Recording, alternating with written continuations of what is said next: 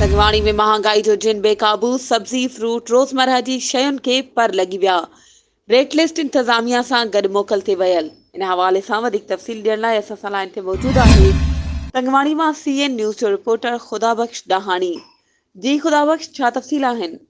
जी जी बिल्कुल मां अव्हांखे तफ़सीलनि खां आगाह कंदो हलां। तंगवाणीअ में महांगाई जो जिन बेकाबू सब्जी फ्रूट रोज़मर्रा जे शयुनि खे पर लॻी विया। रेंट लिस्ट इंतज़ामिया सां गॾु मोकल ते वियल मुनाफ़िक़ोरनि जे मनमानी ग़रीब तबिको परेशान। भलारे महीने में ॿीण ते सब्जी ऐं फ्रूट खाधे पीते शयुनि खे हज़रादू महांगो करे ॿिन्ही हथनि सां आवाम खे लुटियो थो वञे, पर इंतज़ामिया ख़ामोश बणियल आहे।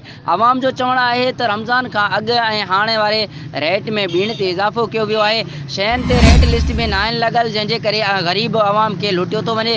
हिननि DC कश्मीर ऐं आला अख़्तियारनि खां नोटिस वठण जो मुतालबो कंदे चयो त फ़ौरन मुनाफ़िक़ोरनि मथां कार्रवाई करे महांगाई ते कंट्रोल कयो वञे। जी महिरबानी खुदाबख्श तफ़सीलनि खां आगाह करण जे लाइ।